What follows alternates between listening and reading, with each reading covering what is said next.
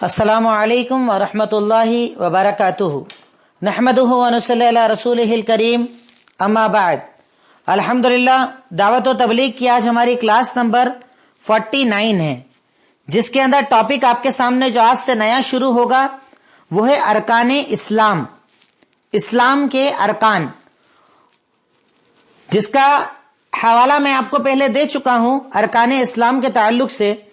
صحیح بخاری کی حدیث نمبر 4777 میں آپ کو پہلے بتا چکا ہوں ارکان ایمان ہم نے مکمل کر لیے الحمدللہ۔ اللہ تعالیٰ کے بے پناہ کرم اور احسان سے ارکان ایمان پورے مکمل ہو گئے، جس میں اللہ پر ایمان، رسولوں پر ایمان، کتابوں پر ایمان، فرشتوں پر ایمان، تقدیر پر ایمان، آخرت پر ایمان، ہم نے پورا الحمدللہ ڈیٹیل کے ساتھ پڑھ لیا کہ ایمان کسے کہا جاتا ہے اور اس کے ارکان یا اس کے پلرز کتنے ہوتے ہیں الحمدللہ۔ اب ہمارا آج سے ٹاپک چالو ہو رہا ہے ارکان اسلام، جس کے بارے میں صحیح بخاری حدیث نمبر 4777 میں اللہ کے نبی نے ارشاد فرمایا، آپ سے پوچھا گیا مل اسلام، اسلام کیا ہے؟ تو آپ صلی اللہ علیہ وسلم نے اسلام کی بنیادیں بتاتے ہوئے ارشاد فرمایا کہ اسلام کی بنیاد 5 چیزوں پر ہے۔ شہادت ان لا الہ الا اللہ وان محمد الرسول اللہ، نمبر 1 گواہی دینا کہ اللہ کے سوا کوئی عبادت کے لائق نہیں اور محمد الرسول اللہ صلی اللہ علیہ وسلم اللہ کے رسول ہیں، شہادت جسے کہا جاتا ہے، سب سے پہلی بنیاد اسلام کی شہادت۔ نمبر 2 اقام الصلاۃ، نماز قائم کرنا۔ نمبر 3 ایتاء الزکاۃ، زکوٰۃ ادا کرنا۔ نمبر 4 صوم رمضان، رمضان کا روزہ رکھنا۔ اور نمبر 5 حج۔ یہ 5 چیزیں اسلام کی بنیاد ہے، شہادت، نماز، روزہ، زکوٰۃ، حج۔ یہ 5 اسلام کی بنیادیں ہیں۔ اگر کوئی اپنے آپ کو مسلمان کہتا ہے تو اسے ان بنیادوں پر عمل کرنا ہوگا۔ اگر وہ عمل کرتا ہے تو وہ مسلمان یقیناً ہے، اور اگر اس کے عمل کے اندر اسلام کے ان ارکان پر عمل نہیں پایا جاتا، گویا کہ اس کی زبان پر تو اسلام ہے پر اس کے عمل کے اندر اسلام نہیں ہے، اور جب عمل میں اسلام نہ ہو تو اسلام اسے کوئی فائدہ دینے والا ہرگز نہیں ہوتا۔ تو انشاءاللہ سب سے پہلی چیز جو ہم اس کے اندر پڑھیں گے وہ ہے شہادت۔ نمبر 1 ٹاپک جو ابھی آپ کے سامنے چالو ہو رہا ہے وہ ہے شہادت۔ سب سے پہلی چیز شہادت کسے کہا جاتا ہے؟ شہادت کسے کہا جاتا ہے؟ تو شہادت کہا جاتا ہے گواہی دینا کہ اللہ کے سوا کوئی عبادت کے لائق نہیں اور محمد الرسول اللہ صلی اللہ علیہ وسلم اللہ کے بندے اور اللہ کے رسول ہیں، جسے ہم کہتے ہیں نا اشہد ان لا الہ الا اللہ واشہد ان محمدا عبدہ ورسولہ۔ اسے شہادت کہا جاتا ہے کہ ایک مسلمان ہونے کے ناطے یا ایک مسلمان کے مسلمان ہونے کے لیے اتنا کافی ہے کہ وہ یہ گواہی دے دے اللہ کے سوا کوئی عبادت کے لائق نہیں اور محمد الرسول اللہ صلی اللہ علیہ وسلم اللہ کے بندے اور اللہ کے رسول ہیں۔ یہ نمبر 1 سب سے پہلی چیز شہادت۔ شہادت کو آپ نے سمجھا، شہادت کہا کسے جاتا ہے یہ آپ نے سمجھا۔ اب اس کلمے کے میں کچھ نام آپ کو بتا دوں، لا الہ الا اللہ محمد الرسول اللہ یا اشہد ان لا الہ الا اللہ واشہد ان محمدا عبدہ ورسولہ، اس کلمے کے دوسرے نام، اس کلمے کے کچھ دوسرے نام بھی ہیں، جیسے اس کلمے کو کلمہ توحید بھی کہا جاتا ہے، کلمہ توحید۔ نمبر 2 کلمہ اخلاص۔ نمبر 3 کلمہ شہادت۔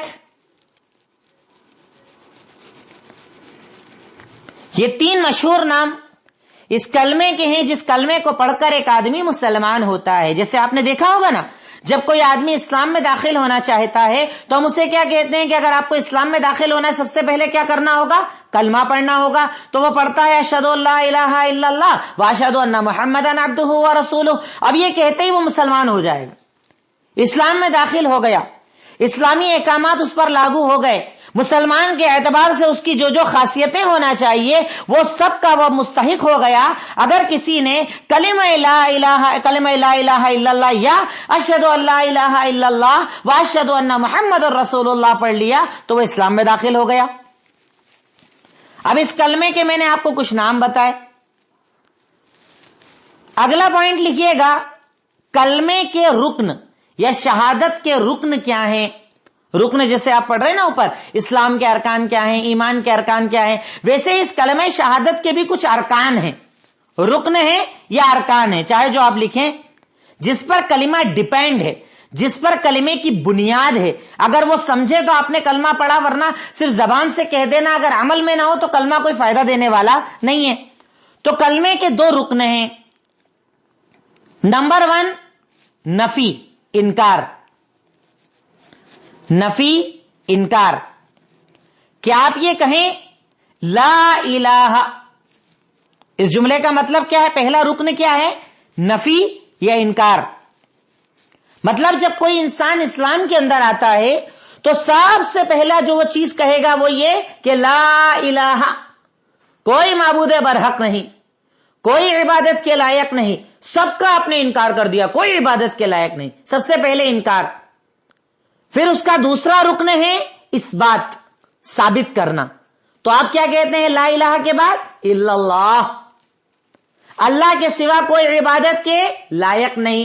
مطلب آدمی مسلمان تبھی ہوگا جب وہ اس کلمے کے دو رکن کو مانے کہ وہ ایک کہے کہ اللہ کے سوا کوئی عبادت کے لائق نہیں, مطلب صرف اللہ عبادت کے لائق ہے اور اس کے علاوہ چاہے آپ جس کی عبادت کر لو وہ عبادت کے لائق نہیں ہے. عبادت کا مستحق, جس کے آگے جھکا جائے, جس سے مانگا جائے, جس کو پکارا جائے, وہ صرف اللہ رب العالمین کی ذات ہے, اس کے سوا کوئی عبادت کے لائق نہیں ہے. میں دیکھیے بہت ڈیٹیل میں آپ کو بات بتا رہا ہوں کیونکہ ہم مسلمان صرف کلمہ ہی پڑھنا جانتے اور کچھ نہیں جانتے اس سے زیادہ. باپ دادا نے پڑھا دیا, بچپن میں اماں ابا نے پڑھا دیا, کلمہ پڑھ کر ہو گئے صاحب مسلمان. اب کلمے کا مطلب کیا ہے میں آپ کو یہ سمجھا رہا ہوں کہ شہادت کا مطلب کیا ہوتا ہے. شہادت اسلام کی بنیاد ہوتی ہے, پہلی بنیاد ہے شہادت. تو شہادت کا مطلب ہے کہ آپ کی زندگی کے اندر یہ دو باتیں ہونا چاہیے, ایک نفی اور ایک اس بات, کہ آپ اللہ کے سوا سب کا انکار کر دو, کوئی عبادت کے لائق نہیں, اور اللہ کا اس بات کرو کہ وہ عبادت کے لائق ہے. اب مطلب بات ختم, توحید آ گئی, ایک اللہ کی عبادت آ گئی, ایک اللہ کے آگے جھکنا آ گیا, دعا اسی سے, نظر و نیاز اسی سے, کاروبار اسی سے, اولاد اسی سے, بات ختم, اس کے سوا کوئی دینے والا نہیں. یہ نفی اور اس بات, اسی کو اگر مسلمان سمجھ لے نا تو شرک کا خاتمہ ہو جائے. تو نفی اور اس بات یہ کلمے کی بنیادیں ہیں, جس کے بارے میں اللہ تعالیٰ نے سورہ نحل آیت نمبر 36 کے اندر ارشاد فرمایا. سورہ نحل آیت نمبر 36 کے اندر ارشاد فرمایا وَلَقَدْ بَعَثْنَا فِي كُلِّ أُمَّةٍ رَسُولًا أَنِ اعْبُدُوا اللَّهَ وَاجْتَنِبُوا الطَّاغُوتَ, کہ ہم نے ہر امت کے اندر رسول کو بھیجا اور ان کے آنے کا مقصد یہ ہوتا تھا ایک اللہ کی عبادت کرو اور اللہ کے سوا سب کی عبادت کا انکار کرو, طاغوت کا انکار کرو. طاغوت مطلب ہر وہ معبود جس کو اللہ کے سوا معبود بنایا جائے. سارے انبیاء کی دعوت, سارے انبیاء کا طریقہ, سارے انبیاء کی زندگی یہی تھی کہ انہوں نے اپنی زندگی کے اندر یہ بتایا کہ ہم نے ہر امت کے اندر رسولوں کو بھیجا اور وہ یہ کہا کرتے تھے اپنی قوم سے, کیا کہا کرتے تھے؟ ان اعبدوا اللہ, صرف اللہ کی عبادت کرو, واجتنبوا الطاغوت, اور طاغوت کی عبادت سے بچو, یعنی کسی اور کی عبادت مت کرو, کسی اور کو معبود مت مانو. عبادت کے لائق اگر دنیا کے اندر کوئی ذات ہے تو وہ صرف اللہ کی ذات ہے. اور میں آپ کو پیچھے توحید کے بعد جب میں نے ایمان پڑھایا آپ کو اللہ پر ایمان, حالانکہ یہ ساری باتیں ہم ڈیٹیل سے کر چکے ہیں, ابھی تو صرف اشارے کر رہا ہوں میں شہادت کے اندر, تو لیکن یہ چیز آپ اپنے ذہن میں ہمیشہ رکھیں جو میں آپ کو پیچھے بھی بتا چکا ہوں کہ کلمے کا مطلب کیا, اللہ پر ایمان کا مطلب کیا, اور میں نے آپ کو خاص طور پر جو کلمے کا ترجمہ یاد کرایا وہ کبھی مت بھولنا. کبھی ترجمہ جب آپ سے پوچھا جائے کہ بھیا لا الہ الا اللہ کا ترجمہ کرو تو ہمیشہ یہ بولنا اللہ کے سوا کوئی عبادت کے لائق نہیں. یہ مت بولنا اللہ کے سوا کوئی معبود نہیں, یہ جملہ یہ ترجمہ غلط ہو جائے گا کیونکہ معبود تو بہت سارے ہیں نا, سب نے بنا رکھے, عبادت بھی کرتے ہیں. تو اب جب بھی ہم ترجمہ کریں تو کلمے کا یہ ترجمہ کریں کہ اللہ کے سوا کوئی عبادت کے لائق نہیں ہے, مطلب معبود تو بہت بنا رکھے ہیں لیکن لائق کوئی نہیں ہے. اگر کوئی ذات ہے کہ جس کی عبادت کی جائے, جس کے آگے جھکا جائے, جس سے مانگا جائے تو وہ صرف اللہ رب العالمین کی ذات ہے. اب اس کے بعد لکھیے شہادت کا معنی کیا ہے. شہادت کا معنی کیا ہے؟ تو شہادت کا معنی یہ ہے، نمبر 1 صرف اللہ کی عبادت کی جائے، اللہ کو عبادت میں اکیلا مانا جائے. صرف اللہ کی عبادت کی جائے، عبادت میں اسے اکیلا مانا جائے، اور اللہ کے رسول کی پیروی کی جائے. صرف اللہ کی عبادت کی جائے، عبادت میں اسے اکیلا مانا جائے، اور اللہ کے نبی صلی اللہ علیہ وسلم کی پیروی کی جائے. اس کے تعلق سے اللہ تعالیٰ سورہ انعام آیت نمبر 162 کے اندر ارشاد فرماتا ہے، قُلْ إِنَّ صَلَاتِي وَنُسُكِي وَمَحْيَايَ وَمَمَاتِي لِلَّهِ رَبِّ الْعَالَمِينَ. کہہ دیجئے یقیناً میری نماز، میری قربانی، میرا جینا، میرا مرنا صرف اللہ کے لیے. یہ دلیل ہے اس بات کی کہ صرف اللہ کی عبادت کی جائے، اللہ تعالیٰ کو عبادت میں اکیلا مانا جائے، اور اللہ کے رسول کی پیروی کی جائے. اور رہی بات اللہ کے رسول کی پیروی کی، ماشاءاللہ ہم نے تو بہت ڈیٹیل میں اس کو پڑھ لیا. رسولوں پر ایمان میں کئی درس کے اندر میں نے آپ کو پوری رسالت کو سمجھا دیا کہ رسالت کسے کہا جاتا ہے. نمبر 2 شہادت کا معنی، شرک، کفر، نفاق سے دوری رکھی جائے. شرک، کفر، نفاق سے دوری رکھی جائے، اور اللہ کے نبی کی بات آنے کے بعد کسی اور کی بات کو نہ لیا جائے. کلمہ شہادت کا دوسرا معنی شرک، کفر، نفاق. ابھی آپ مت بولنا کہ ہمیں یہ پتا نہیں شرک، کفر، نفاق کسے کہتے ہیں. ایک ایک چیز تفصیل سے پڑھا چکا ہوں اور اللہ کو گواہ بناتا ہوں اس بات پر کہ میں پڑھا چکا ہوں. اب اگر اس کے بعد بھی کسی کو یاد نہیں تو وہ اللہ تعالیٰ کو جواب دے ہوگا اتنا بتانے کے بعد بھی. شرک، کفر، نفاق سے دوری رکھی جائے، اور اللہ کے نبی صلی اللہ علیہ وسلم کی بات آنے کے بعد کسی کی بات نہ مانی جائے. مطلب بات ختم، کیونکہ آپ نے شہادت دے دی نا، گواہی دے دی کہ اللہ کے نبی صلی اللہ علیہ وسلم اللہ کے بندے بھی، اللہ کے رسول، مطلب بات ختم. اب ان کی سننا ہے، ان کی ماننا ہے، ان کی دی ہوئی زندگی جینا ہے، ان کے بتائے ہوئے طریقے پر چلنا ہے. جو زندگی گزارنے کا طریقہ انہوں نے دیا ہے وہی میری زندگی رہے گی. یہ دلیل ہے اس بات کی. نمبر 3 اللہ کے علاوہ کسی اور کو حکم اور فیصل نہ مانا جائے. یعنی اللہ تعالیٰ نے جو دین اور شریعت دی ہے فیصلے اسی کے اعتبار سے کیے جائیں. ایسے لکھ لو آپ سینٹینس. اگر آپ نے کلمہ شہادت پڑھ لیا نا تو اس کا تیسرا معنی یہ ہے کہ فیصلہ صرف اللہ تعالیٰ کا حکم، اللہ تعالیٰ کے نازل کردہ شریعت کے تحت ہونا چاہیے. جو بھی فیصلہ ہم کو کرنا ہو، دین کا، دنیا کا، مسئلے مسائل کا، جھگڑے کا، کوئی بھی مسئلہ اگر ہمارا پڑ جائے، جھگڑا پڑ جائے، تو اس کا فیصلہ وہی ہوگا جو اللہ تعالیٰ نے شریعت نازل کی ہے.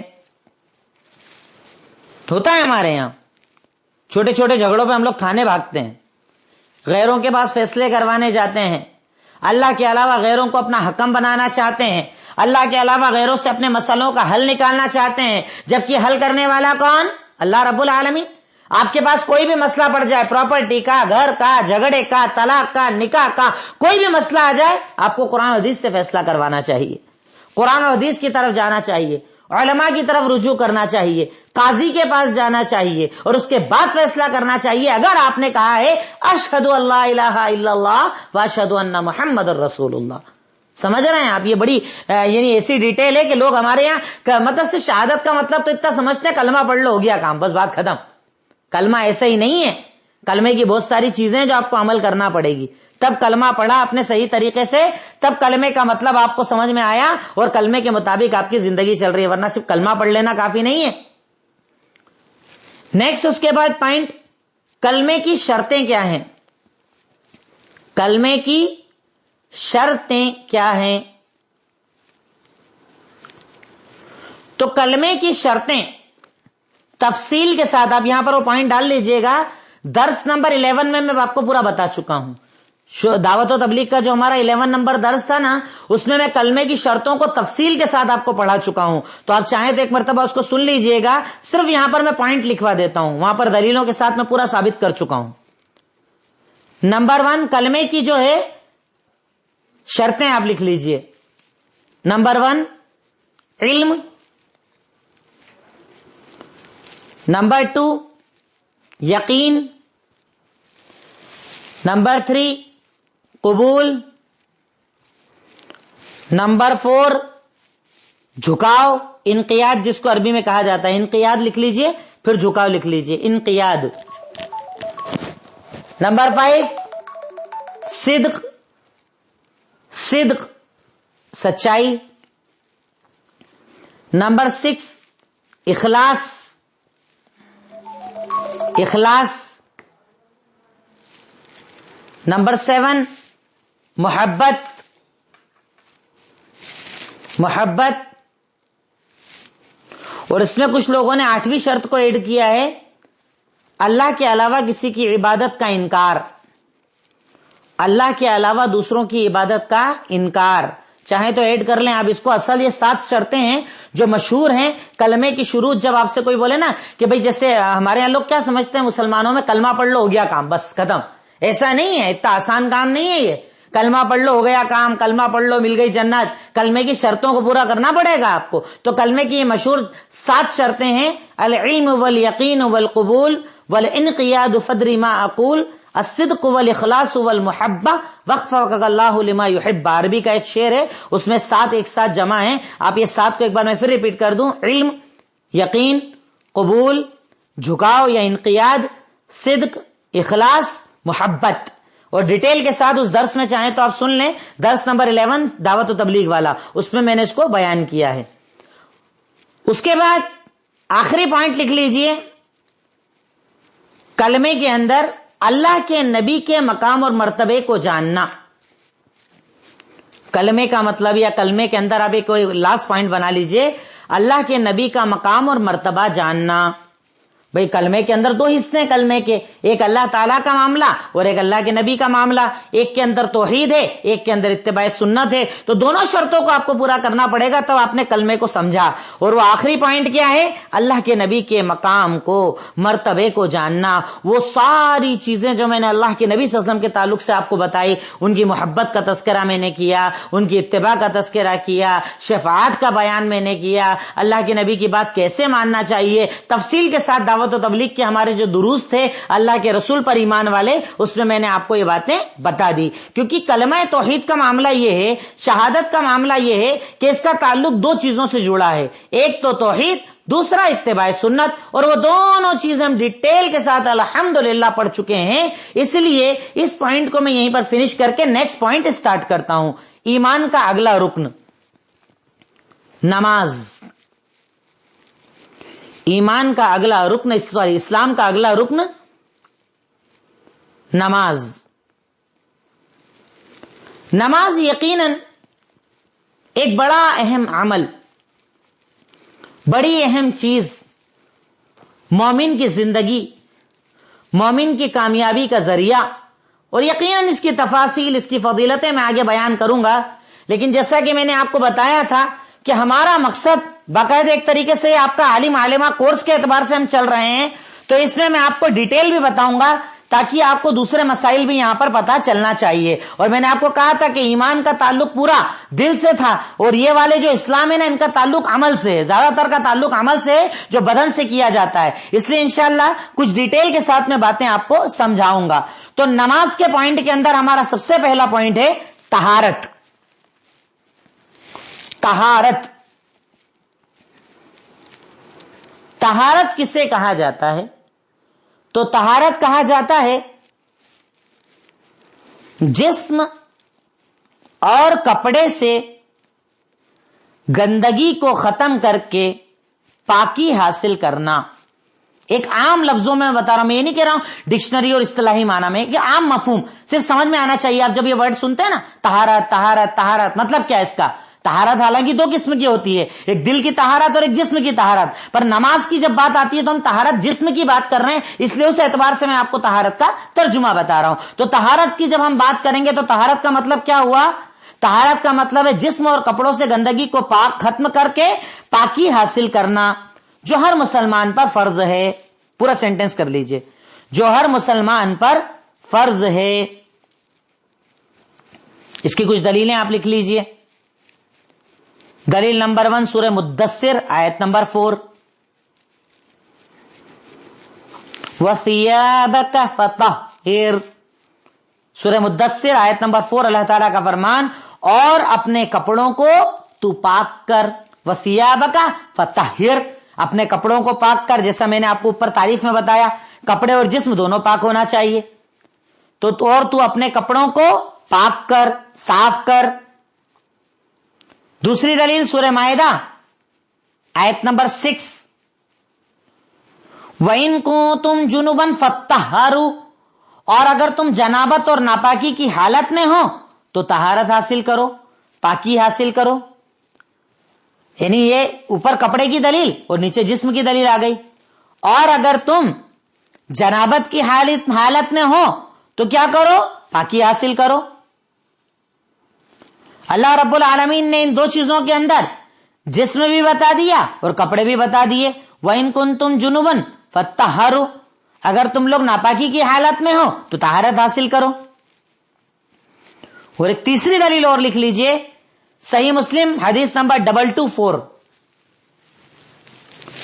صحیح مسلم حدیث نمبر 224، اللہ کے نبی صلی اللہ علیہ وسلم کا فرمان، لا تقبل صلاۃ بغیر طہور، کوئی بھی نماز بنا پاکی کے قبول نہیں ہوتی۔ گندگی میں، ناپاکی میں، جنابت میں، حیض اور نفاس میں، گندگی میں کوئی بھی عبادت، کوئی بھی نماز قبول نہیں ہوتی۔ عبادت تو قبول ہوتی، نماز، ورنہ عبادت تو بہت ساری ہے، راستے سے تکلیف دینے والی چیز کو ہٹانا بھی عبادت ہے، پر اسپیشلی ہم بات کر رہے ہیں نماز کی، تو نماز کے لیے پاکی ضروری ہے، بنا پاکی کے نماز قبول نہیں ہوتی۔ کوئی نماز بنا پاکی کے قبول نہیں ہوتی، نماز کے لیے پاکی ضروری ہے، اپنے آپ کو پاک کرنا ضروری ہے، بنا پاکی کے نماز نہیں ہوتی ہے۔ اب طہارت کی قسمیں کتنی ہیں؟ دیکھیے میں بار بار آپ کو ایک چیز ریوائز کر رہا ہوں کہ میں بڑی ڈیٹیل میں بتا رہا ہوں، ایک ایک چیز سمجھا رہا ہوں تاکہ بات آپ خود بھی سمجھ سکو اور دوسروں کو سمجھا بھی سکو انشاءاللہ۔ طہارت کی کتنی قسمیں ہیں؟ تو طہارت کی 2 قسمیں ہیں، ایک ہے طہارت باطنی، معنوی بھی اس کو کہا جاتا ہے اور باطنی بھی کہا جاتا ہے۔ طہارت باطنی، با الف توئیں نون یا باطنی، اور اس کے آگے معنوی بھی لکھ لیجئے، میم عین نون واو یا، طہارت باطنی یا معنوی، کیونکہ اگر آپ کبھی اردو عربی کتابوں کو پڑھیں گے نا، اس میں یہ ورڈ یوز ہوتا ہے طہارت کے باب میں، تو آپ کو یہ ورڈ بھی پتا ہونا چاہیے، طہارت باطنی یا طہارت معنوی۔ اس سے مراد کیا ہے؟ دل کو شرک، نفاق اور کفر، دل کو شرک، نفاق، کفر اور گناہوں سے پاک کرنا، دل کو شرک، کفر، نفاق اور گناہوں سے پاک کرنا، یہ اندر کی طہارت ہے، جو میں نے شروع میں آپ کو بتایا نا۔ طہارت 2 طرح کی ہوتی ہے، ایک باطنی طہارت، مطلب اندر سے بھی پاک ہونا چاہیے ہمیں، شرک نہ ہو، کفر نہ ہو، اس کے بعد گناہوں کی عادتیں نہ ہو، جتنا اپنے آپ کو اندر سے پاکیزہ بنا سکتے ہیں اتنا اپنے آپ کو ہم اندر سے پاکیزہ بنائیں، اندر سے صاف کریں، اندر سے اپنے آپ کو پاکیزہ بنائیں۔ اب اس کے بعد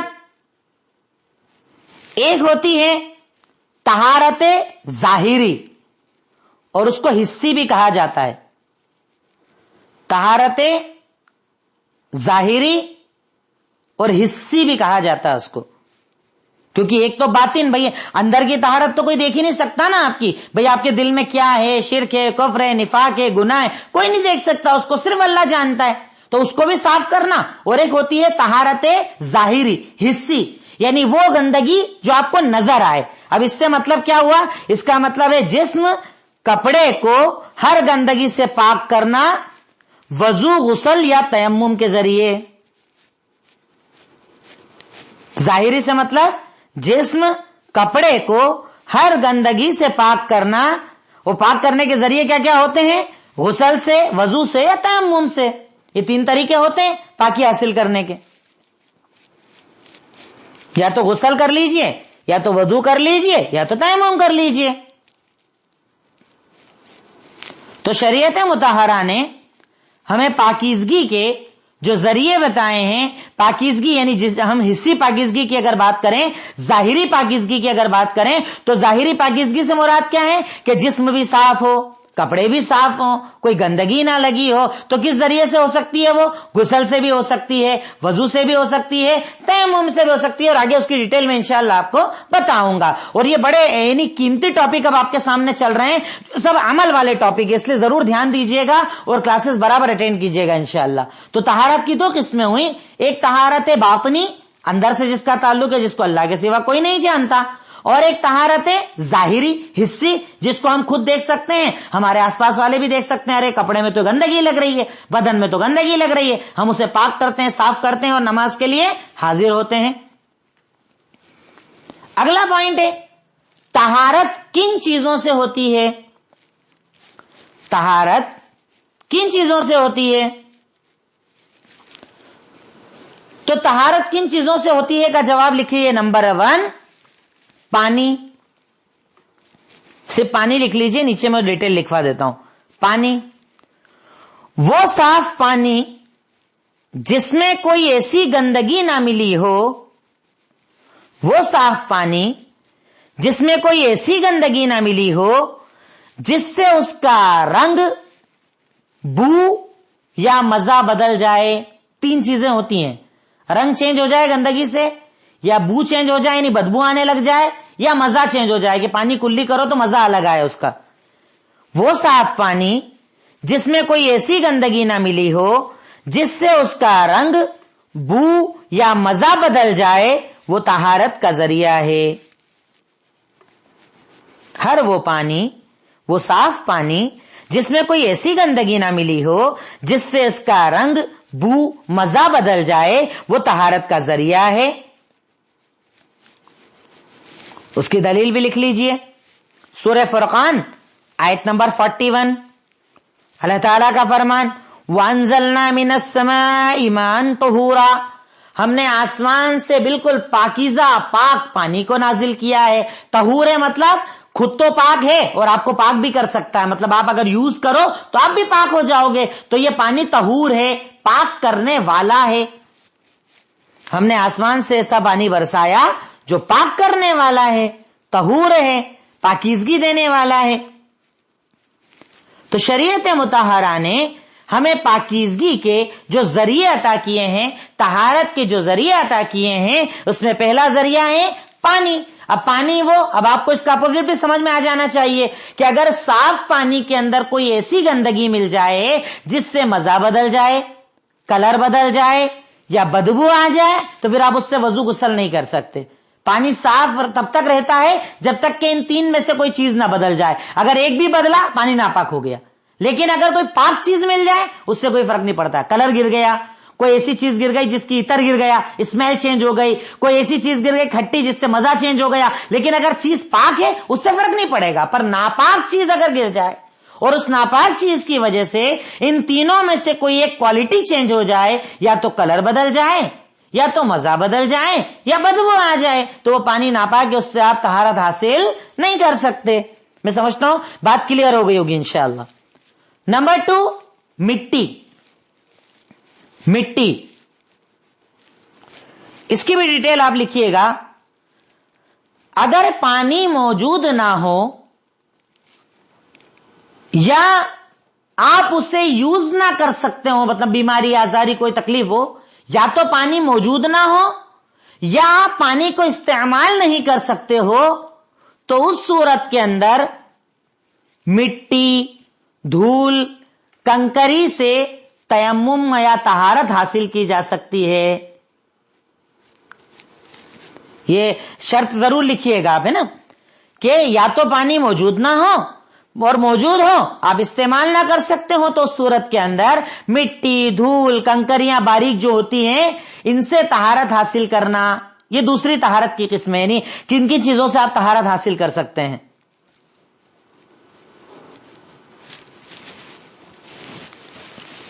کیونکہ اللہ رب العالمین نے اس امت کو جو کچھ اسپیشل چیزیں دی ہیں نا، ان میں سے ایک اسپیشل چیز ہے یہ ہم سے پہلی امتوں کو اجازت نہیں تھی پانی کے علاوہ کوئی اور چیز استعمال کرنے کی، پر ہم پر اللہ تعالیٰ نے اتنا انعام کیا، اتنا احسان کیا، ہمارے نبی پاک صلی اللہ علیہ وسلم کو اللہ تعالیٰ نے اتنا محبوب، اتنا پیارا بنا دیا تھا کہ اللہ تعالیٰ نے آپ کے لیے مٹی کو بھی پاکی کا ذریعہ بنا دیا تھا۔ دلیل لکھ لیجئے، صحیح بخاری حدیث نمبر 335، صحیح بخاری حدیث نمبر 335، اللہ کے نبی صلی اللہ علیہ وسلم کا فرمان کہ اللہ تعالیٰ نے مجھے کچھ ایسی چیزیں دی ہیں جو مجھ سے پہلے کسی نبی کو نہیں دی۔ اللہ تعالیٰ نے مجھے کچھ ایسی چیزیں دی ہیں جو مجھ سے پہلے کسی نبی کو نہیں دی، اور اس میں سے ایک چیز جعلت لی الارض مسجدا وطہورا، اللہ نے میرے لیے زمین کو مسجد اور پاکی حاصل کرنے کا ذریعہ بنایا ہے۔ اللہ اکبر، کتنے قربان جائیں نا ہم دین اسلام پر، اور کتنا شکر ادا کریں نا ہم اللہ کا کہ اللہ نے ہمیں امت محمدیہ میں پیدا کیا، کہ اللہ کے نبی کہتے ہیں میرے لیے ساری زمین مسجد ہے۔ بے نمازی تو آدمی ہو ہی نہیں سکتا، جہاں وہاں پڑھو، ریگستان میں پڑھو، سمندر کے کناروں میں پڑھو، سفر میں پڑھو، ٹرین بس فلائٹ میں پڑھو، ہر جگہ نماز، ہر زمین پہ نماز پڑھو، کوئی مسئلہ نہیں، ہر جگہ پاک، ہر جگہ آپ نماز ادا کر سکتے ہیں۔ اللہ اکبر۔ اور اس کے بعد بھی اگر کوئی بے نمازی ہے تو سوچو کتنا بدنصیب انسان ہے وہ۔ اللہ کے نبی نے کیا ارشاد فرمایا کہ اللہ نے پوری زمین کو میرے لیے مسجد اور پاکی حاصل کرنے کا ذریعہ بنا دیا ہے۔ دوسری دلیل لکھ لیجئے، سورہ نساء آیت نمبر 43، فَلَمْ تَجِدُوا مَاءً فَتَيَمَّمُوا صَعِيدًا طَيِّبًا، اگر پانی نہ ملے تو پاک زمین سے تیمم کر لو۔ اگر پانی نہ ملے تو پاک زمین سے تیمم کر لو۔ یعنی اللہ رب العالمین نے ہمارے لیے پاکی کا ایک بہت بڑا ذریعہ مٹی کو اور زمین کو بھی بنایا ہے۔ اللہ تعالیٰ کا بڑا احسان ہے ہمارے اوپر کہ اللہ رب العالمین نے مٹی کو بھی ذریعہ بنا دیا۔ اب اسی کے اندر آپ ایک چیز اور لکھ لیجئے گا کہ مٹی کے علاوہ وہ چیزیں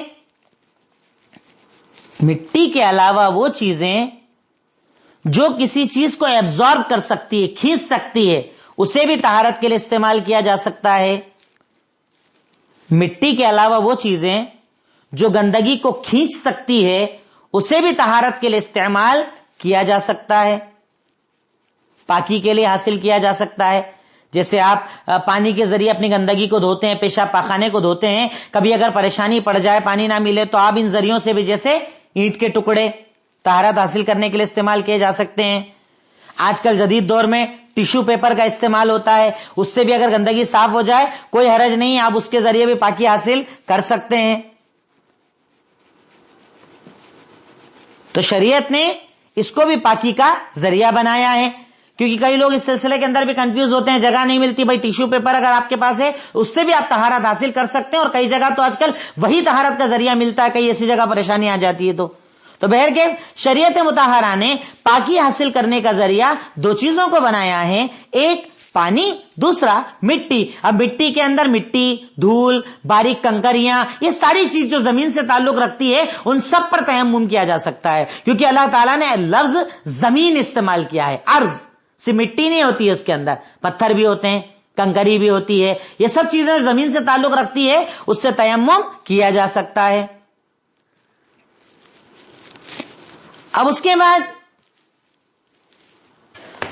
اب بات آپ کے سامنے کلیئر ہو گئی کہ طہارت کن چیزوں سے حاصل کی جاتی ہے، پانی سے، مٹی سے، ٹھیک ہے، بات کلیئر ہو گئی۔ اب اس کے بعد یہاں پر ایک چیز یہ لکھ لیجئے کہ اگر پانی میں کچھ پاک چیز ملی ہو تو کیا اس سے طہارت حاصل کی جا سکتی ہے؟ سوال کے طور پر لکھ لیجئے کہ پانی میں اگر کچھ صاف چیز ملی ہو تو کیا اس سے طہارت حاصل کر سکتے ہیں؟ تو جواب لکھیے ہاں۔ گندی کوئی چیز ملنے پر پانی ناپاک ہوتا ہے، پر اگر کوئی پاک چیز مل جائے تو اس سے کوئی فرق نہیں پڑتا، آپ طہارت حاصل کر سکتے ہیں۔